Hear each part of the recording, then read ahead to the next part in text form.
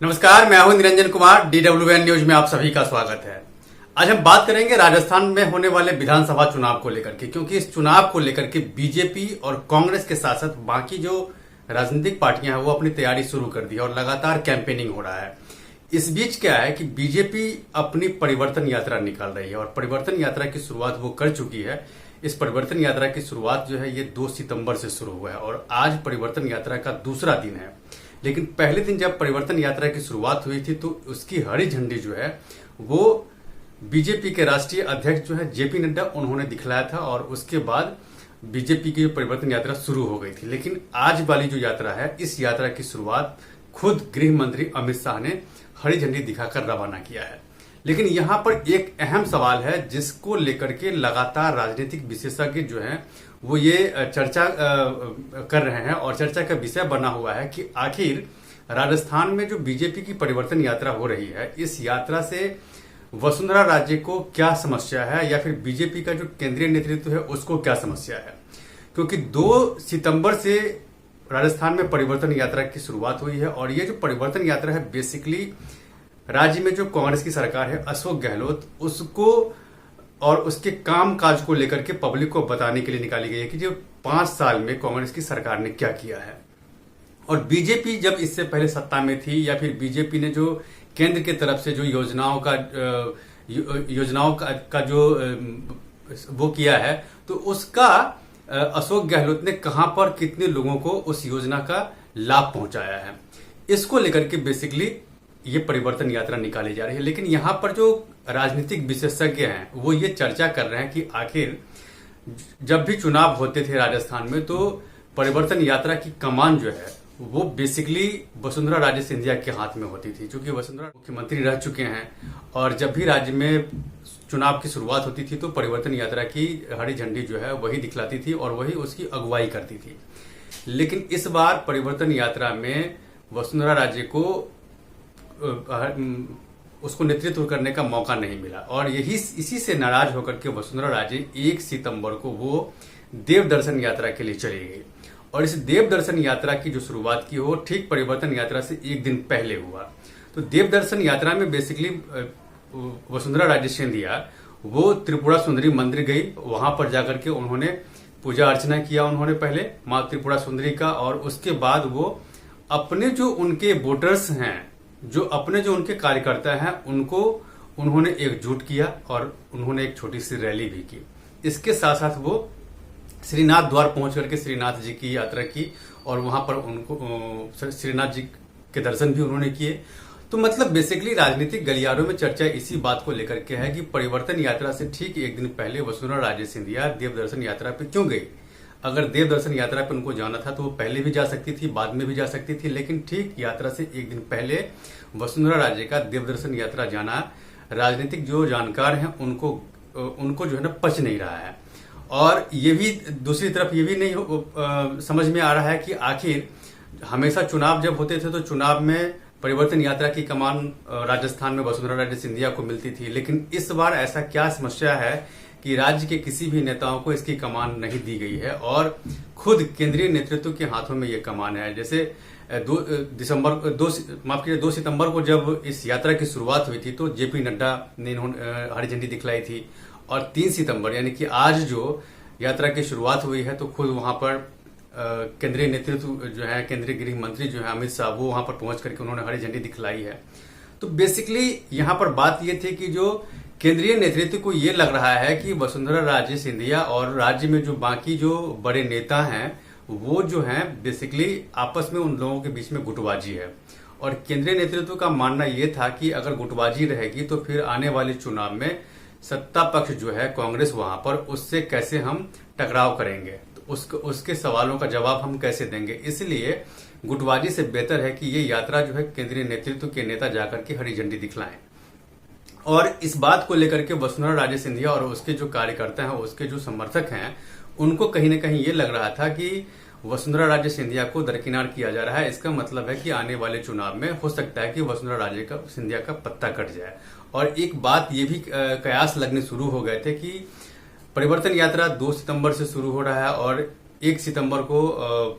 वसुंधरा राजे सिंधिया ने देव दर्शन यात्रा की शुरुआत कर दी। तो एक बात यहाँ पर यह भी होने लगी कि हो सकता है कि वसुंधरा राजे को इसमें शामिल नहीं किया गया, परिवर्तन यात्रा की कमान नहीं दी गई है, तो वो अपना शक्ति प्रदर्शन कर रही है देवदर्शन यात्रा के जरिए। और जब देवदर्शन यात्रा हो गई और उसके बाद अगले दिन यानी कि 2 सितंबर को वसुंधरा राजे सिंधिया परिवर्तन यात्रा में भी शामिल हुई, और परिवर्तन यात्रा में शामिल होने के बाद वो राज्य की जो सरकार है अशोक गहलोत की, तो अशोक गहलोत को भी उनकी कमियों को लेकर के, राज्य में जो क्राइम के आंकड़े बढ़ गए हैं या फिर केंद्र सरकार की जो योजना है उसका सही तरीके से यूटिलाइज नहीं हो रहा है, उसको लेकर के वसुंधरा राजे सिंधिया ने राज्य की सरकार पर निशाना भी साधा। तो यहाँ राजनीतिक जो जानकार हैं उनका यही कहना था कि आखिर क्या ये टकराव है केंद्रीय नेतृत्व बनाम राज्य का जो नेतृत्व है, वसुंधरा राजे की सिंधिया जो है उसके बीच ये कहीं टकराव का कारण तो नहीं बन सकता है कि दोनों को, वसुंधरा राजे सिंधिया को मौका नहीं मिला परिवर्तन यात्रा में। तो ये भी पहले लग रहे थे कयास कि हो सकता है कि परिवर्तन यात्रा में वसुंधरा राजे सिंधिया शामिल नहीं हो, लेकिन वसुंधरा राजे सिंधिया ने ऐसा नहीं किया। देवदर्शन यात्रा उन्होंने समाप्त करके 1 सितंबर को देवदर्शन यात्रा जब खत्म हो गई, उसके बाद अगले दिन 2 सितंबर को उन्होंने परिवर्तन यात्रा में भी उन्होंने शिरकत की। लेकिन यहां पर अभी भी सबके मन में यही बात है कि आखिर राजस्थान में जो बीजेपी की पॉलिटिक्स है वो वसुंधरा राजे सिंधिया, गजेंद्र सिंह शेखावत, सतीश पुनिया, सीपी जोशी, ये जो नेता हैं, ये इन नेताओं का आपस में गुट बना हुआ है। दूसरी बात देखिए कि जो राजनीतिक जानकार हैं उन्होंने जो सवाल उठाया उस पर जो है बीजेपी का जो राजस्थान का जो प्रभारी हैं उन्होंने इसका समर्थन किया। बेसिकली वसुंधरा राजे सिंधिया का जो देवदर्शन यात्रा था, त्रिपुरा सुंदरी के दर पर जाना या फिर श्रीनाथ मंदिर जाना, इसका बेसिकली बीजेपी के प्रभारी ने बचाव किया है। उन्होंने ये कह करके बचाव किया कि ऐसा भी तो हो सकता है कि परिवर्तन यात्रा को सफल बनाने के लिए वसुंधरा राजे सिंधिया ने देवदर्शन यात्रा की हो, और देवदर्शन यात्रा पर जाने में किसी तरह की कोई समस्या नहीं है। कोई भी आदमी मंदिर कभी भी जा सकता है, अपनी यात्रा कर सकता है, कि परिवर्तन यात्रा उनको निकालना है तो वो सफल हो। तो अब यहाँ पर जब ये प्रभारी इस तरह की बात की है, प्रभारी की तरफ से जब सपोर्ट मिला है वसुंधरा राजे सिंधिया को, तो हो सकता है कि आने वाले समय में और भी कई सारे बदलाव देखने को मिले। लेकिन सबके मन में यही सवाल है कि क्या वसुंधरा राजे सिंधिया से बीजेपी धीरे धीरे करके किनारा कर रही थी, और यही वजह है कि वसुंधरा राजे सिंधिया ने देवदर्शन यात्रा की शुरुआत की। हम ये भी सुनेंगे कि वसुंधरा राजे सिंधिया ने क्या कहा, और उसके बाद अशोक गहलोत को लेकर के बेसिकली वसुंधरा राजे ने क्या कहा, ये भी हम देखेंगे। इस क्षेत्र के अंदर पानी के ऊपर और सिंचाई के ऊपर बड़े विवाद चलते थे। कभी पाचना में विवाद हो रहा है तो कभी जारगा में विवाद हो रहा था। इस समस्या के समाधान के लिए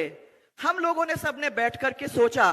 कि हम क्या काम कर सकते हैं जिसकी वजह से इस क्षेत्र को हम लोग सिंचाई का पानी,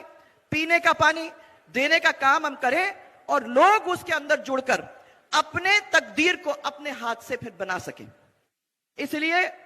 उस समस्या का समाधान करने के लिए हम लोगों ने एक कल्पना की कि आगे चल के ईस्टर्न राजस्थान कैनाल प्रोजेक्ट का काम हम लोग मिलकर करेंगे, जिसका फायदा इस क्षेत्र के अंदर हमारे लोगों को मिलेगा। यहां इसके बारे में थोड़ा सा आपको कहना चाहूंगी कि हमारे शासन के प्रथम कार्यकाल के अंदर 25 अगस्त 2005 के अंदर हम लोगों ने मध्य प्रदेश के साथ बाबूलाल जी गौड़, जो वह तब मुख्यमंत्री थे, उनके साथ हम लोगों ने हस्ताक्षर करके एक समझौता किया था कि हमारे बीच की जो नदियां हैं उसका बंटवारा हो, और उसके अनुसार ही हमने ये ईआरसीपी की योजना बनाने का काम किया। दुर्भाग्य से इसके तुरंत बाद अशोक गहलोत की सरकार आ गई और ये महत्वपूर्ण जो योजना थी उसको ठंडे बस्ते में डालने का काम उन्होंने कर दिया। आप सबको मालूम है कि 13 जिलों के अंदर पीने का पानी, सिंचाई का पानी और उद्योग का पानी मिलना था। इसमें आपका जिला सवाई माधोपुर हो, कोटा, बारा, झालावाड़, बूंदी, टोंक, अजमेर, ये ऐसे करके 13 जिले थे। अजमेर से लेके जयपुर तक हम लोगों का इसका फायदा मिलने वाला था। 2 लाख हेक्टेयर सिंचाई का हमको मिलता और उद्योगों को पानी भी मिलता, और साथ में 26 बांधों के अंदर पानी आ जाता, और 80,000 हेक्टेयर सिंचित को हम लोग पुनर्स्थापित करने का काम कर सकते थे। देख, इस पर भी मेरी नजर बनी रहेगी कि आने वाले समय में जो जो चुनाव नजदीक आएगा त्यों तो देखना यह है कि जो बीजेपी का केंद्रीय नेतृत्व तो वसुंधरा राजे सिंधिया के साथ जो दूरियां बनी हुई है वो नजदीकियां कब तक आती है, और वसुंधरा राजे सिंधिया का बेसिकली जो उनका जो कार्यकर्ता है, उनके जो समर्थक हैं, वो उनके साथ है या नहीं, उस पर मेरी नजर बनी हुई है। आप मेरे साथ बने रहें, और अब तक अगर आपने मेरे इस यूट्यूब मंच को सब्सक्राइब नहीं किया है तो प्लीज सबसे पहले आप मेरे इस यूट्यूब मंच को सब्सक्राइब कीजिए, लाइक शेयर और कमेंट जरूर कीजिए। इसमें एक कमेंट बॉक्स है जहां जाकर के आप इस मुद्दे से रिलेटेड अपने सवाल कर सकते हैं, जिसका जवाब मैं आपको दूंगा। तब तक के लिए धन्यवाद।